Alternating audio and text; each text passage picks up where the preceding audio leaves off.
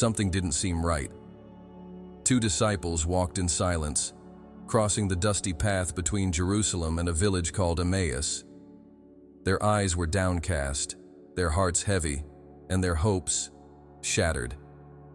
3 days had passed since the crucifixion. The man they believed to be the liberator of Israel now lay dead, or so they thought. But it is here, on this unpretentious stretch of road, that one of the most enigmatic moments of the New Testament occurs. A stranger joins them, walks alongside, asks questions, and confronts them with a radical view of the Scriptures. They don't recognize him at first. What hindered their vision? What blinded them, even when face to face with the one they so loved?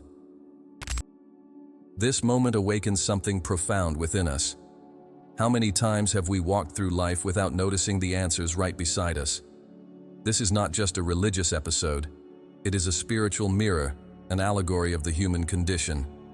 The story of Emmaus is not an external narrative. It's an internal call.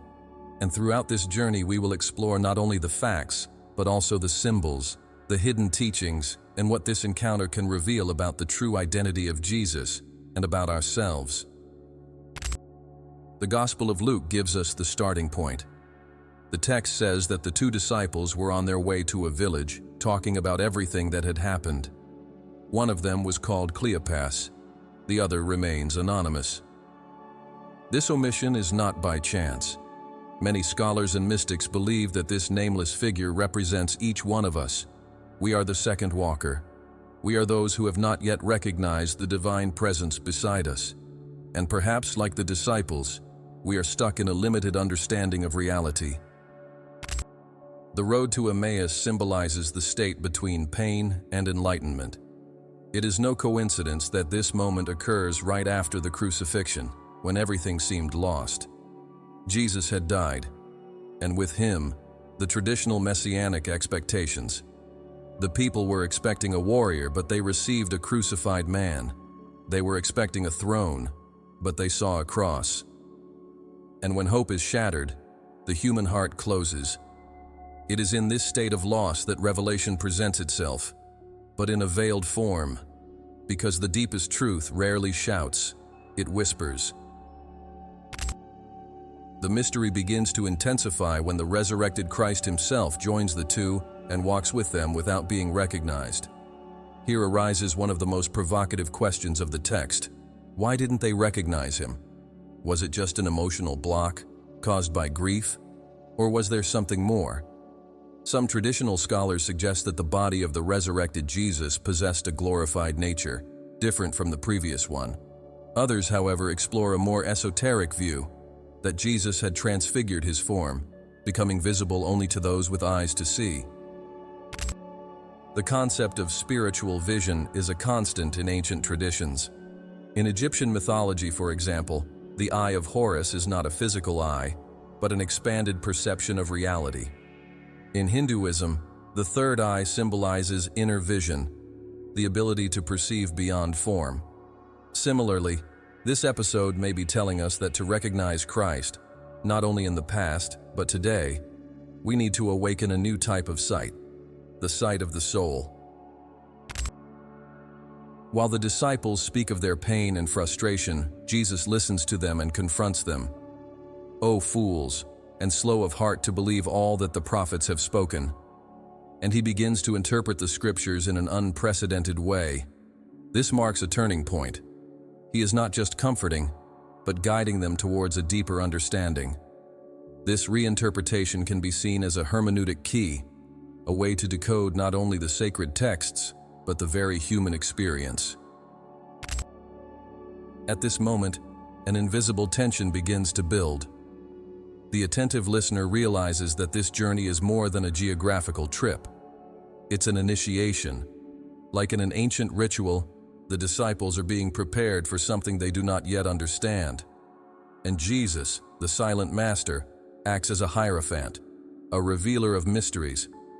But he only reveals what the heart is already ready to accept, and this requires transformation. In some Gnostic and mystical traditions, the process of revelation always happens in stages. First, there is the destruction of illusions. Then, the opening up to new possibilities. Finally, the revelation. On the road to Emmaus, we see exactly this pattern: loss, listening, and awakening. It's no coincidence. This is the pattern of spiritual growth journey in all cultures and times. Upon arriving at the village, the disciples insist that the stranger stays with them. "Stay with us, for it is late, and the day is already declining." This phrase resonates like a plea from the human soul, the desire to hold on to what touches us, even without fully understanding it. It's a plea for the continuation of the warming presence, even if it doesn't yet have a name.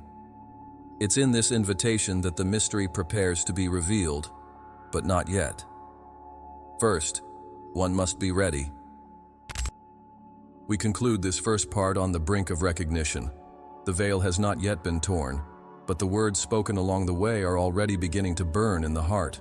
The modern listener, like the ancient disciples, is invited to reflect. How many times have we walked alongside the truth without realizing it? How many times have we sought answers outside, while the sacred presence was felt within?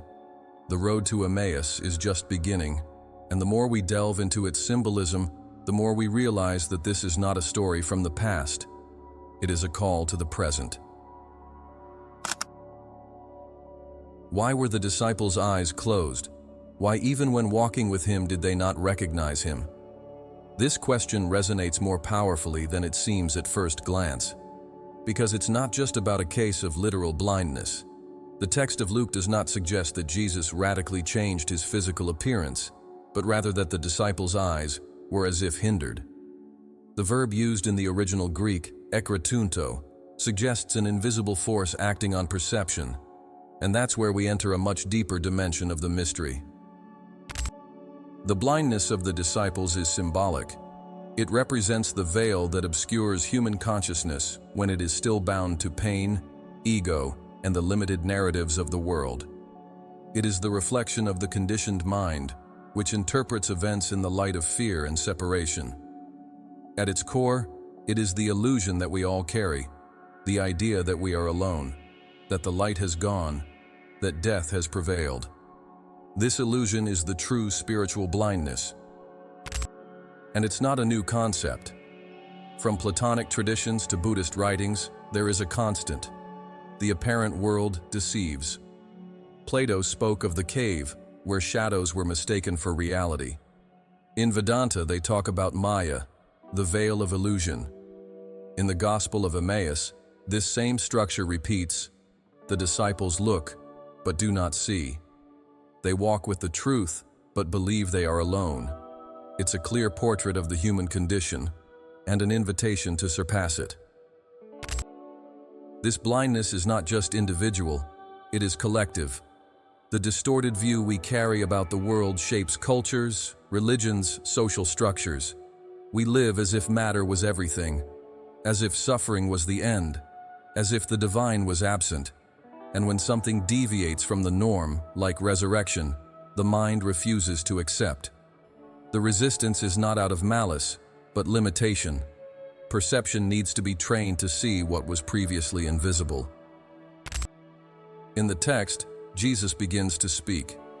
He explains the scriptures, interprets the events, and yet they do not recognize him. This reveals something subtle to us. The truth can be right in front of us, spoken clearly, but if our inner eyes are not open, we will remain in the dark. This truth transcends information. It requires internal transformation to be assimilated. Knowing is not enough. One must be. Here, the symbolism of the journey gains strength. The road to Emmaus is not just a physical displacement. It's a metaphor for the journey of the soul, which needs to abandon its old beliefs to open up to a new level of reality. With each step, the disciples are being prepared to see what was previously impossible. It's a process, and like every process, it requires time, friction, and humility. Non-recognition also has another aspect: protection. In some spiritual traditions, there is the idea that contact with a higher truth only occurs when the being is ready to receive it. Mystics call this progressive grace. The universe hides what cannot yet be absorbed. Thus, the veiled Christ is also the compassionate Christ. He waits. He guides without forcing. He reveals only what the heart is capable of sustaining. It's interesting to note that the disciples' blindness occurs right after the crucifixion. They were immersed in pain, loss, disillusionment. Spiritual vision is affected by our emotional states. When we are suffering, our perception narrows. Pain has this effect. It shortens our outlook, distorts reality, makes us forget about eternity. Therefore, recognition will only come after this pain has been processed, transmuted, integrated. So, there exists a paradox. They needed to see him to believe, but they could only see him after believing in another way. Faith here is not a blind belief, but an opening of the soul, an inner disposition that breaks through the filters of the ego and allows the invisible to manifest. The road to Emmaus is also the path of faith as refined perception, not as dogmatic adherence, but as an expansion of consciousness. In Jungian psychology, this type of narrative is read as an archetypal image. The stranger who reveals himself as the master at the end is the archetype of the self, the divine core of the human being, which remains hidden until the ego is ready to dissolve. In this sense, Jesus is not just an external figure. He represents the very luminous center of the psyche, which only fully manifests when the mechanisms of separation fall away. With each step we take with the disciples, we feel the same call, the same challenge. What are our masks of illusion? What has been preventing us from seeing? Is it pain, fear, hurry, the need for control? The invitation is clear. It's time to remove the veils, to stop on the road, listen deeply, and allow something greater to reveal itself. Because only those who have begun to ignite the light within can recognize it. And so, we conclude this second phase with escalating tension. Recognition has not yet occurred, but the pillars of illusion are beginning to crumble. The silence that was once empty is starting to pulse with meaning. The stranger walking alongside the disciples is no longer just any unknown. He carries a presence, a vibration. Something in his words begins to resonate. The fire has not yet fully burned, but there is already heat. And the invisible is nearing revelation. Jesus' words on the way were not just doctrinal explanations. They were keys, and keys open doors. When he began to interpret the scriptures, something new was born within those two disciples. They still didn't recognize him with their eyes, but they felt their hearts burn. This is a detail that the evangelist Luke emphasizes with emphasis. Did not our hearts burn within us while he talked with us by the way? This inner flame is the true sign of presence. And here we enter into a deeper dimension, that of esoteric language, the language that not only informs but transforms. The difference between common speech and the words of Jesus is not in erudition, but in vibrational frequency. The living word, when charged with spiritual truth, penetrates the layers of the mind and strikes directly at the soul's core. It's not just content, it's energy, it's a seed. That's why ancient masters always spoke through parables, myths, symbols. Not because they wanted to hide, but because they knew that the highest truth cannot be imposed. It needs to be evoked. Jesus interprets the scriptures in that way, not with the literalness of the Pharisees, but with the flame of revelation. He offers a rereading. He shows how the events, from Moses to the prophets, pointed to something that goes beyond the historical, a spiritual pattern, an eternal cycle of death and rebirth, fall and rise, pain and glory. He retells the story of Israel as a map of the soul's journey, and the disciples, without realizing it, begin to move from mourning to awe. This teaching style dates back to the schools of ancient wisdom. In Egypt, initiates learned through myths and archetypes, Isis, Osiris, Horus, representing stages of consciousness. In Greece, Pythagoras and Plato used symbols to awaken abstract thought. In the East, Zen Buddhism uses the koan, a paradox to break rational logic and open the portal of intuition. Jesus walks this same path. His language is a code, and it is only deciphered by those who are ready to cross the boundaries of reason. This symbolic communication is perceived by the disciples, even without understanding everything consciously. That's why the heart burns. The fire of the Spirit begins to ignite within them. And this fire is central in the Christian tradition. At Pentecost, tongues of fire descend upon the apostles. John the Baptist said that he would come who would baptize with the Spirit and with fire. Fire in spiritual symbolism represents transformation, purification, enlightenment. It's not a fire that destroys, it's a fire that reveals. What is touched by this kind of language never returns to the same, because it is not directed only at the logical mind. It goes through the superficial layers and reaches the deep unconscious, where our internal symbols, our archetypal fears, our dreams reside. The Christ who speaks in Emmaus awakens images, sensations, memories. His voice restructures the soul from within. That's why the heart burns, because the soul recognizes the truth even when the eyes still do not see. Here comes a fundamental distinction between exoteric and esoteric teaching. The former is oriented towards the external, the form, the doctrine. The latter towards the internal, the invisible, the essence. Jesus in Emmaus is not simply teaching as if he were a common master. He is initiating the disciples into a new understanding of being. He is revealing that life, death, and resurrection are not just linear events. They are eternal movements of the Spirit.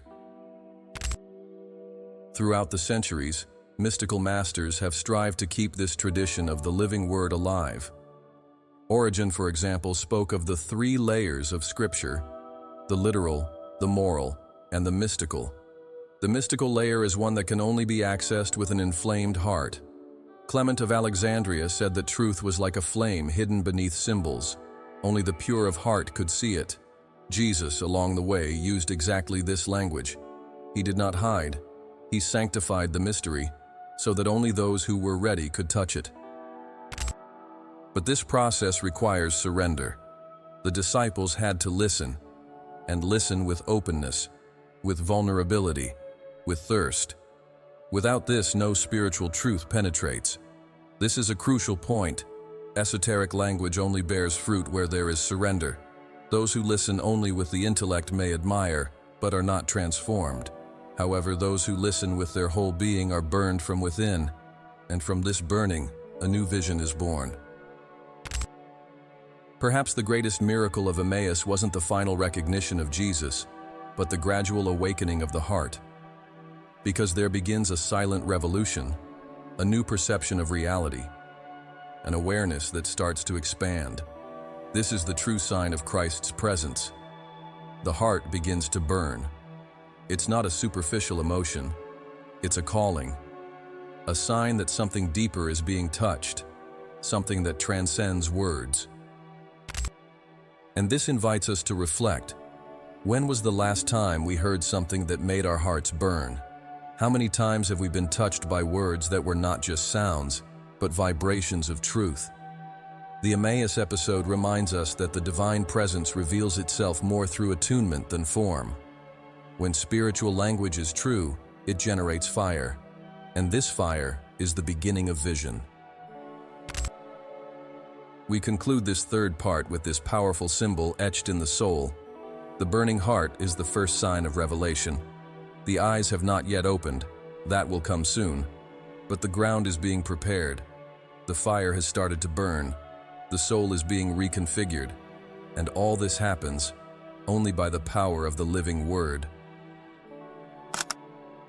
The narrative of Emmaus mentions something that, at first glance, seems simple. Jesus explained to them what was written about him in all the scriptures, beginning with Moses and all the prophets. But this description hides a detail that carries a tremendous weight. We never knew exactly what he said. The content of these words remains a mystery. What Jesus revealed in this dialogue was never transcribed. And it is precisely in this silence that the echo of hidden knowledge begins to sound. We are facing one of the most enigmatic passages in the Gospels. If the resurrected Christ walks alongside still confused and sad disciples and spends long hours explaining the true meaning of the Scriptures, why was this content not preserved in detail? The answer may lie less in omission and more in intention. Some truths cannot simply be written. They need to be lived, intuited, initiated. Many scholars of esoteric traditions suggest that at this moment Jesus was transmitting reserved knowledge, the type of teaching that only the initiated would receive. It's not about a secret as something to be hidden, but as something that can only be understood by those who have undergone an inner transformation. In the ancient world, this was known as gnosis, the direct knowledge of the divine, different from blind faith or systematic theology. In this context, what Jesus may have revealed there goes beyond messianic interpretations of the prophets. It's possible that he outlined a spiritual map, revealing to the disciples how his journey, death, descent, resurrection, was a reflection of every human being's internal journey. Perhaps he spoke about the nature of the soul, the cycle of incarnation, or the subtle levels of reality that underpin the visible world. The Apostle Paul, for example, speaks of wisdom among the perfect and mentions visions of a third heaven, invisible dimensions, and realities beyond the flesh. The apocryphal Gospels, such as those of Thomas and Philip, constantly refer to a Jesus who taught in closed circles, revealing mysteries to a select few. Could the road to Emmaus have been one of these initiation moments? A moment when Jesus pulled back the veil and gave a glimpse of what could not be publicly stated? This pattern of reserved teaching was not uncommon among the great spiritual masters. Buddha, for example, spoke of esoteric teachings given only to the most advanced monks. Pythagoras taught through silence, using symbols and numbers that encoded universal laws. Moses, according to Kabbalah, received a hidden Torah, parallel to the written one. Jesus, in this sense, aligns himself with this lineage of wisdom transmitters, who do not pass on doctrines, but codes of transformation. Jesus' use of the Scriptures in Emmaus seems to be more than just a simple reading. He interprets them, and the word in the original Greek is diarmenio, the same used for spiritual interpretation, mystical translation, internal revelation. Christ does not just quote texts. He reveals them from within, showing how each passage points to something alive, eternal, and present. Each prophecy, each figure, each event becomes a symbol of a higher reality. This type of reading is very close to the method that Kabbalists call sod, the deepest level of biblical interpretation. According to this tradition, sacred texts have multiple layers: literal, peshat, allegorical, remez, homiletic, derash, and mystical, sod. What Jesus may have done in Emmaus was to lead the disciples to the sod level, the soul of Scripture, where the text becomes a mirror of the Spirit. But why was this knowledge lost? Perhaps it was never truly lost, just hidden. In the early centuries of the Christian era, many teachings were marginalized or deemed heretical, especially those that spoke of self-knowledge, spiritual ascension, and the inner divinity of the human being. The institutionalization of faith required solid doctrines and control systems. Mysticism, being free and uncontrollable, became dangerous to power structures. Emmaus, then, can be read as a glimpse of a Christianity that could have been a living, dynamic, inner spiritual path. A Christianity where faith is not blind submission, but an alchemical process of soul transformation, where resurrection is not just a historical event, but a continuous call to awaken consciousness. This hidden knowledge that Jesus reveals on the path was not delivered as doctrine, but as fire. That's why the disciples' hearts were burning. The fire of the living word, of the essential truth, of the spiritual memory being reactivated. Because deep down, these knowings are not entirely external, They are engraved in the human soul, just waiting to be remembered. Jesus, as a master, does not plant something new. He awakens something ancient. We conclude this fourth part with this provocation. What if what was revealed on the road to Emmaus still echoes silently within us? And if there is in each of us a dormant spark, waiting for the Master's voice to resonate and awaken? Perhaps we don't need to encounter Jesus on the literal road, but rather on the internal path of listening, seeking, and silence. There, as happened with Cleopas and the other disciple, the lost knowledge can once again ignite the heart. And it was only there, when breaking the bread, that their eyes were opened. Jesus had walked, explained, inflamed hearts, yet he was still invisible to their eyes. However, it took only the simple and profound act of breaking the bread, and suddenly, the stranger's identity was revealed. They saw, they recognized, and then he disappeared. This moment, as brief as it was impactful, carries dense layers of meaning. It was not a coincidence, it was a ritual, and it invites us to remember forgotten practices and hidden meanings that transcend centuries of superficial reading. The first question that arises is, why only now? Why not during the walk, nor during the explanation of the scriptures? Why only at the moment of the bread? The answer lies in the symbolic value of the gesture. In almost all ancient spiritual traditions, the act of breaking and sharing bread is laden with meanings: union, revelation, communion. Bread is a symbol of the body, of matter, of earthly life. When it is broken and given, it represents the total donation of the self, the link between the divine and the human. This gesture echoes the Last Supper. There, Jesus had also taken the bread, given thanks, broken it, and distributed it, saying, "This is my body." Now, in Emmaus, he repeats the gesture, but in silence. No words are recorded, only the movement, the intention, the presence. And this shows us something magnificent. The full revelation of Christ is not given by words, but by embodied presence and ritual. The language of the Spirit is silent, symbolic, and often more powerful than 1,000 explanations. Some scholars of Christian spirituality claim that Emmaus represents a kind of esoteric liturgy. It's not just a casual dinner, but a veiled repetition of the sacred supper, now conducted outside the walls of the institution, outside the temples. It's an intimate, direct, living sacrament. Jesus breaks the bread not as a priest, but as the incarnate mystery itself. And in this act, he reveals the true temple, the awakened heart. It is also important to remember the significance of bread in Jewish mystical traditions. In Kabbalah, for example, bread symbolizes the divine essence hidden within matter. The act of eating it consciously, the so-called Tzimtzum, is seen as an elevation of the divine spark hidden in each grain. When Jesus breaks the bread, he not only feeds, he reveals the divine contained in the matter, the sacred present in the everyday. A common gesture becomes a gateway to the eternal.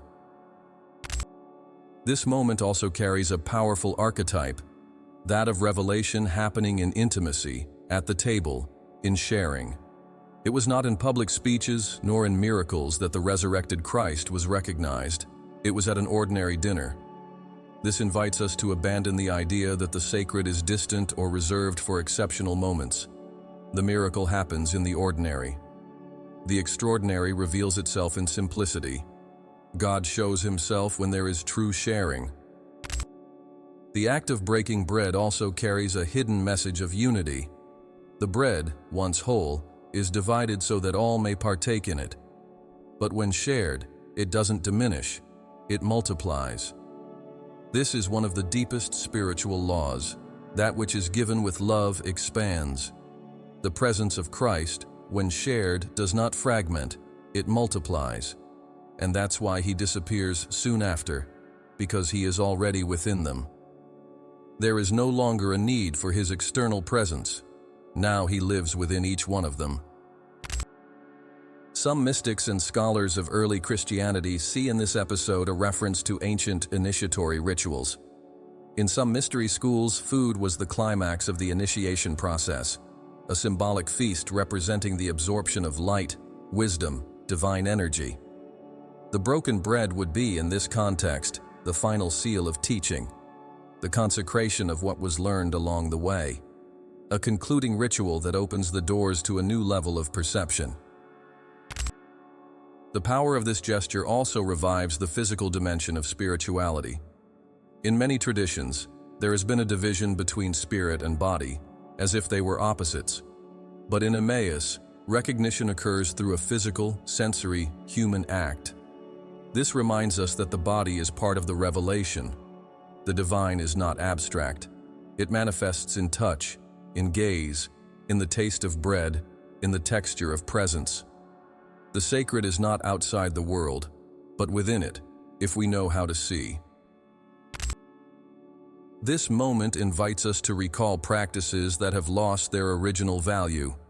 How many times have we repeated rituals without understanding their essence? How many times have we broken the bread mechanically without realizing that we are in front of a revealing gesture? The road to Emmaus calls us to reclaim the symbolic power of each act, each sharing, each encounter. Everything can be sacred, if done consciously. And then, in the blink of an eye, he disappears. But not because he left, because now he is present in a different way. Full recognition dissolves the need for an external form. The true master does not cling to physical presence. He wishes to become an internal presence. Jesus disappears because he was finally seen, and by being seen, he becomes eternal. Now he lives in the gesture, in the bread, in the living memory, and in the fire that continues to burn within. We conclude this fifth part with an essential reminder.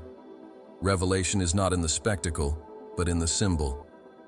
Not in the words, but in the presence. Not in the dogmas, but in the gestures.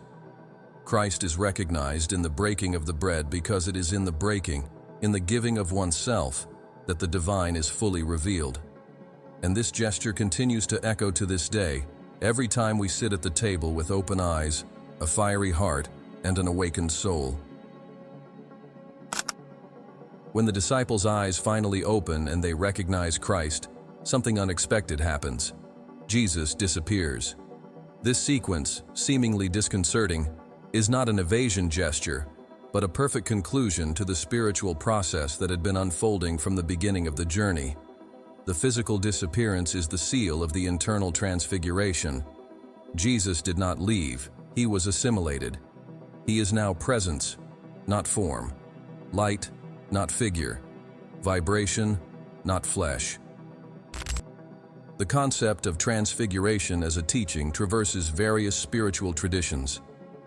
In the episode before the crucifixion, the transfiguration had already occurred on Mount Tabor, when Jesus shone in light before Peter, James, and John. There he revealed his glorified form, his body of light. In Emmaus, the same happens in reverse.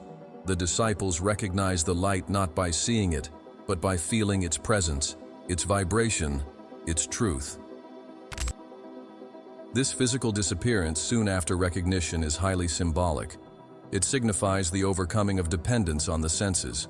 Jesus was present all the time, but could only be recognized when the disciples transcended the limited view of pain, loss, and expectation.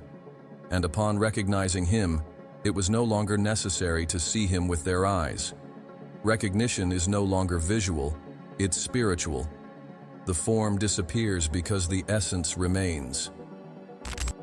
In the Eastern mystical tradition, this comes close to the idea of the rainbow body in Tibetan Dzogchen, where an enlightened master, upon completing his process of spiritual realization, literally disappears, leaving only light behind.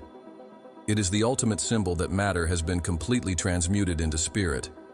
Something similar can be perceived here. Jesus, already resurrected, is no longer bound by the laws of matter. His form is no longer necessary. His teaching now is a pure vibrational field. This view also aligns with the early Christian notion of the glorified body, which appears in Paul's writings. According to him, the body of the resurrection is not carnal, but spiritual. He speaks of a seed that dies and a body that rises in glory. The transformation is not just moral, it is ontological. The being turns into something new. And in Emmaus, the disciples witness exactly this: a being that transcended the limitation of form and became a living presence. Jesus, in disappearing, teaches the highest of teachings: do not cling to form. Christ is not limited to a body, a face, a voice. Christ is the awakened consciousness, the divine spark that can inhabit each human being. The final recognition is also the beginning of a new relationship with the divine, a relationship of inwardness, of listening, of spiritual communion that is independent of the physical senses.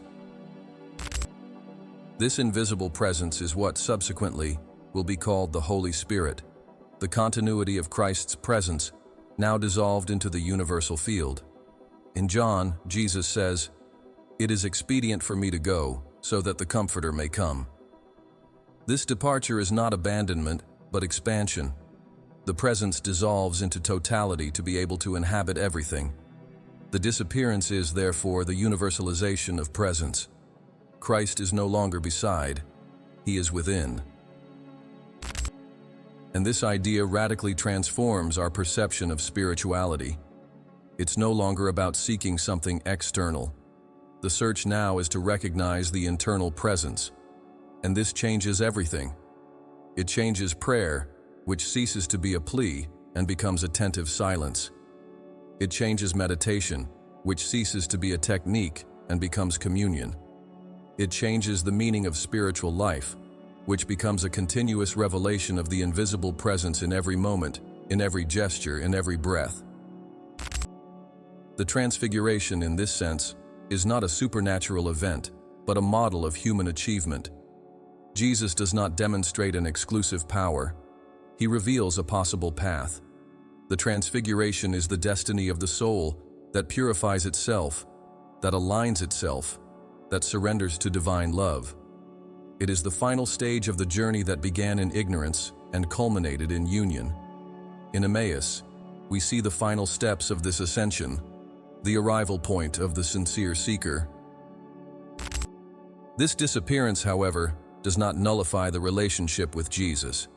On the contrary, it intensifies it. Now, the presence of Christ can be perceived in symbols, in brethren, in simple acts. The bread, the gesture, the silence, the absence of form awakens the sensitivity of the soul. And this calls us to develop another type of vision, the vision of the Spirit.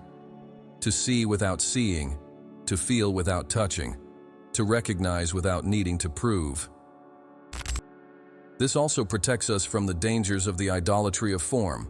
When we cling too much to images, doctrines, names, and faces, we lose the essential. Tradition, when petrified, kills the spirit. But the Christ of Emmaus breaks this prison. He is free. He is a dynamic presence. He shows himself to disappear, and in disappearing, he remains. We conclude this sixth part with the highest perception. The invisible presence is the greatest of all presences. Disappearance is not loss, but spiritual maturity. Seeing Jesus is good. Recognizing him in gestures is better.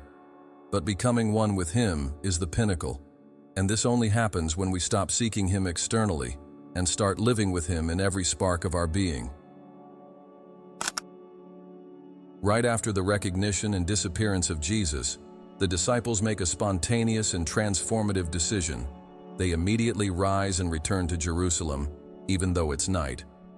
This may seem like a minor detail, but it's one of the most powerful images in the entire narrative. The one who was fleeing from pain, disillusionment, and death now returns to the point of crucifixion.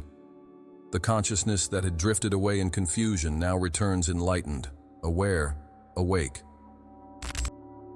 Emmaus symbolizes emotional exile. It is the place of escaping pain, of attempting to flee from spiritual frustration.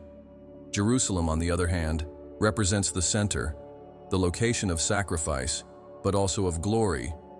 When the disciples flee from Jerusalem, they are running from trauma. When they return, they are transcending death. They are ready to face reality not with fear, but with awakened presence.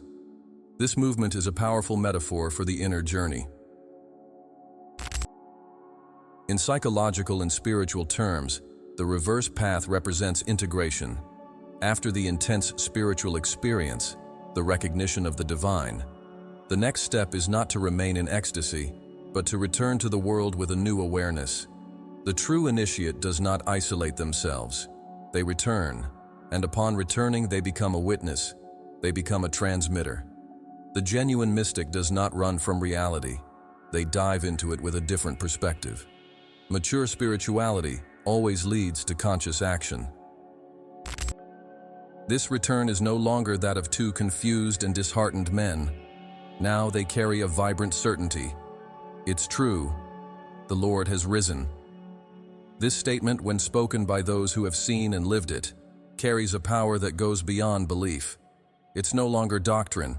It's embodied testimony. And this is exactly what changes everything, because the true apostle is not the one who repeats teachings, but the one who conveys what they have experienced in their soul. The return to Jerusalem also marks the beginning of communion. They return to meet the other disciples. The experience is not isolated, it is shared. And it is in this sharing that the fire spreads. The invisible Christ is now in everyone. The light that was previously hidden in a singular figure now begins to reflect in an awakened community. And this is the embryo of what will later be called the Church, not an institution, but a living network of illuminated consciousnesses. Here we see once again the beauty of symbolism. The path that was once an escape now becomes a mission. The same journey is made, but with a different view, a different heart, a different vibration. Time and space have not changed. It is the being who walks that has changed. This teaches us that external scenarios do not need to be different for reality to transform. When consciousness changes, everything changes, even if nothing visible has been altered. The immediate impulse of the disciples to return speaks to a fundamental spiritual principle. When truth touches the soul, it demands movement. Authentic revelation does not lead to stagnation. It calls for action, not impulsive action, but rooted action. The light received in Emmaus was not a static prize, but a flame to be carried back to the center, to reignite other hearts. This is the true mission of the awakened seeker: to be a bridge, to be fire, to be a living word. The reverse path also carries a profound lesson about the spiral of consciousness. The spiritual journey is never linear. We start at a point, we go through a path of pain and loss, we find the divine, and then we return to the starting point, but in an elevated, transfigured way. This spiraled movement is the basis of all true transformation. The same place, the same body, the same life, but now with an expanded view and a burning heart. In symbolic terms, the return to Jerusalem can also be read as the return to the heart of the world.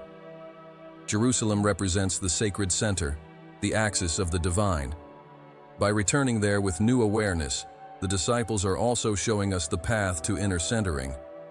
After the chaos of doubt and the scattering of fear, the soul returns to its axis, to its inner temple, to its symbolic Jerusalem.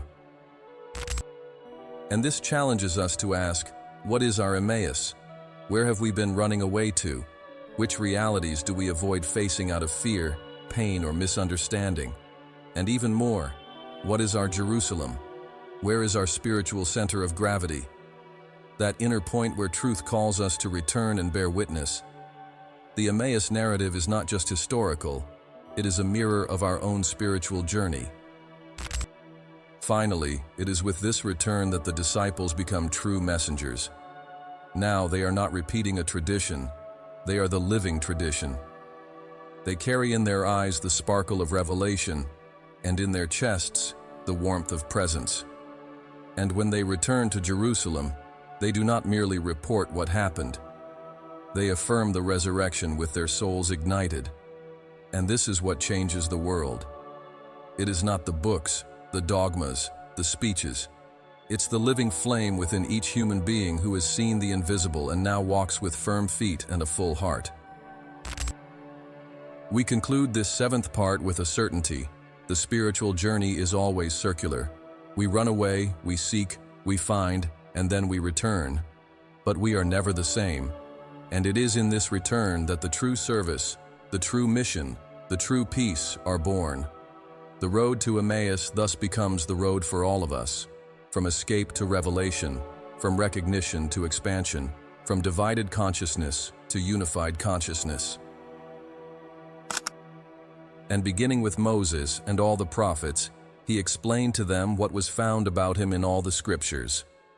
This sentence, read carefully, reveals one of the most revolutionary movements of the risen Christ.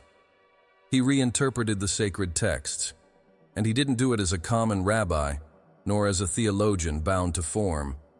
He read the text with fiery eyes, with an awakened soul, with spiritual vision, and it is in this gesture that we find the key to the whole journey, the transition from the letter to the spirit.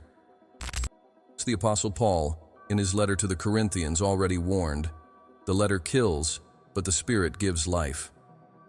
What did he mean by this? That the literal reading of the scriptures can become a prison. And that's exactly what the disciples carried as they walked to Emmaus. They had read the prophets expecting a glorious warrior earthly Messiah. But the Christ that appeared broke all these molds. They were not wrong. They were just trapped on the surface of the text. Spiritual reading goes beyond mere information. It seeks the hidden meaning, the symbol, the living metaphor. In the mystical traditions of Christianity, this practice has always existed. Origen, one of the first great theologians of the Church, spoke clearly of 3 levels of reading: the corporeal, literal, the psychological, moral, and the spiritual, mystical. For him, the sacred texts were like shells that hide pearls. The shell may be beautiful, but the true value lies in what is inside. Jesus, in reinterpreting the scriptures on the road to Emmaus, was not teaching a new doctrine. He was awakening a new way of seeing, a new way of reading reality, life, pain, and the divine. The texts did not change. The lens changed. The reader changed. And that's where the power of revelation lies. It does not change the facts. It changes the consciousness with which the facts are perceived. This practice also brings us closer to the way esoteric traditions deal with sacred texts. The Jewish Kabbalah, for example, teaches that each word of the Torah has infinite layers of meaning. A single verse can contain hundreds of valid interpretations, as long as they are made with a pure heart. The goal is not to arrive at a single answer, but to allow the text to serve as a mirror of the soul. In the same way, the apocryphal Gospels, like that of Thomas, do not bring historical narratives, but coded sayings, spiritual paradoxes, symbols that only make sense when read from the inside out. When you make the two one, and the inside like the outside, then you will enter the kingdom, says one of the passages. This language is similar to that used by Jesus in Emmaus, direct to the spirit, escaping from linear logic. Throughout the centuries, however, spiritual reading has been replaced by dogmatic reading. The letter began to be idolized, the words were frozen, and the text, instead of opening, began to close paths. Many forgot that the Bible is a map, not the territory, and that, like any spiritual map, it needs to be read with inner eyes, guided by love, not by fear, by intuition, not by rigidity. The problem with literal reading is that it confines the divine to a time, a space, a format. But the Spirit transcends all of this. Jesus shows, along the way, that the Scriptures have always spoken of Him, but not of an external, historical, political Him. They speak of the eternal Christ, of the Logos, of the divine spark present in all ages, in all beings. By reinterpreting the prophets, Jesus points to the universal reality of the Spirit. This also teaches us that true access to the sacred does not come from external imposition, but from internal revelation. The scriptures only open when there is an inner key, and this key is the inflamed heart, the same fire that the disciples felt, because in the end, it's not the text that illuminates, it's the presence that lights up the text. The Bible is alive for those who are alive on the inside. It is dead for those who read it with closed eyes. This principle is not only applicable to sacred texts, it applies to all of life. Everything can be read with literal eyes or with spiritual eyes. A loss, an illness, an encounter, a dream, everything can be interpreted as chance or as a symbolic message. The journey of Emmaus teaches us that there is always a hidden meaning in every experience, waiting to be unveiled. But this meaning only reveals itself to those who walk with attention and humility. And that's why the episode ends with the disciples' realization. Our hearts were burning while he was speaking to us. They didn't understand everything rationally, but they knew it in their hearts. And this wisdom is deeper than any exegesis. It is the knowledge that comes from the Spirit, that transcends logic, that transforms instead of explaining. It is the living gnosis, the knowledge through direct experience, the echo of the soul recognizing its origin. We conclude this 8th part with an urgent call. It's time to read again with the Spirit, to reopen the texts with lively eyes, to allow the scriptures to read us as we read them, to seek the symbol behind the letter, the fire behind the ink, the hidden Christ in every verse. Because the divine word is not bound to the past. It lives now, pulses now, burns now, whenever there is someone willing to walk with awakened eyes and an inflamed heart. What begins as a simple walk towards a distant village in the end reveals itself as one of the most dense and symbolic spiritual narratives of the Christian tradition. Emmaus, more than a geographical place, is a state of consciousness. Each of us, at some point in life, has already traveled this path. The road between frustration and revelation, between mourning and awakening, between the apparent absence of God and the recognition of His presence in everything. This is what makes this story timeless. Emmaus isn't a distant episode in time. It's an archetypal map, a coded spiritual roadmap that keeps repeating itself in every soul-seeking meaning, healing, and truth. That moment when life seems to collapse, when everything we believed in unravels, and the world loses its color. That's where the journey to Emmaus begins. It's in the crisis that the soul starts walking towards something greater, even without knowing. And the most beautiful thing is that the divine always walks with us, even when we do not recognize Him. The Christ in Emmaus does not appear in a glorious way, does not burst through the heavens, does not perform visible miracles. He comes as a stranger, discreet, patient. This teaches us that the divine often presents itself through the ordinary, the other, the unexpected, and that the sacred hides in the folds of everyday life, waiting for eyes that know how to see. The inner journey then begins with a simple gesture, the opening to the mystery, walking with questions, not with certainties, accepting not knowing, and yet continuing. The road to Emmaus is made of deep listening, honesty with pain, readiness for the new. And it is in this space that the living word begins to operate, not as a ready answer, but as a key to unveil the veils of the soul. At each stage of this journey, something within us is being transmuted. The heart that was once cold begins to warm. The mind that once closed itself to mystery starts to yield. The pain that once seemed useless begins to become fertile, because Christ is not there just to be recognized. He is there to transform. And every true transformation begins within. It is in the inner flame that the sacred first ignites. And when we finally recognize the divine, not outside, but within us, the old self disappears. Just as Jesus vanished from the disciples' sight, the ego that sought proof dissolves. What remains is presence.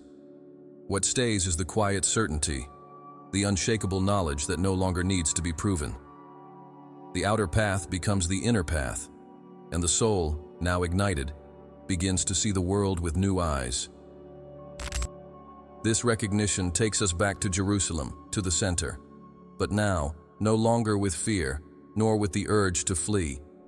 We return with the mission to carry forward the fire we have received, to share the flame, to ignite other souls.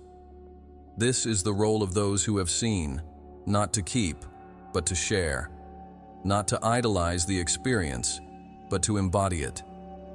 True faith is not attachment to form.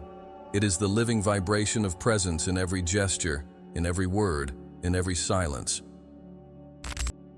And this requires a new attitude towards life. The spiritual no longer separates from the everyday. The divine is in the work, in the gaze, in the breath. Prayer becomes presence. Bread becomes sacrament. The road becomes an altar. The Christ of Emmaus continues to appear, in disguises, in encounters, in pains.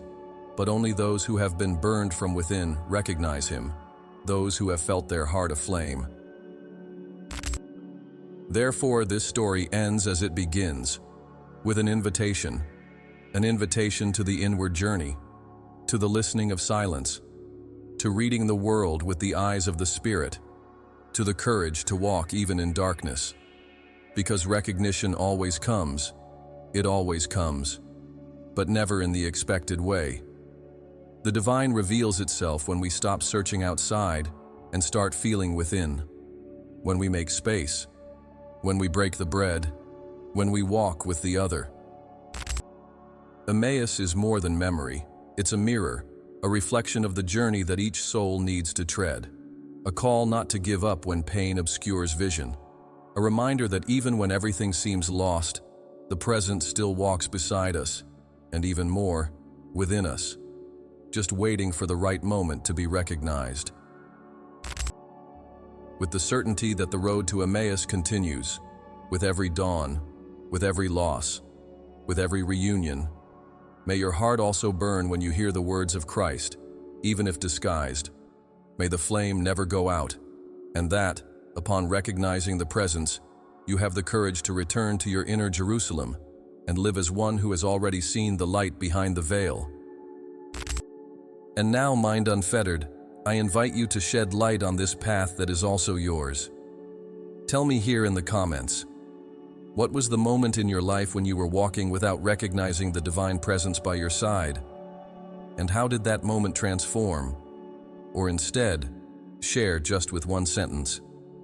I recognize the fire within me. Let's manifest together in unity this field of awakened consciousness. Each comment is a step in our collective path of expansion. If this journey to Emmaus opened your eyes, wait until you discover what was hidden at the top of Sinai. In the next video that's already on your screen, the hidden code of Sinai, the lost teaching of Jesus that could change the world. You're going to delve into the lost and forbidden teaching of Jesus, which could resonate with transformative power in your heart, and perhaps change the way you see the entire world. Click now and continue your journey with us. See you there, awakened soul, mind unfettered, because freedom of the mind is just the beginning.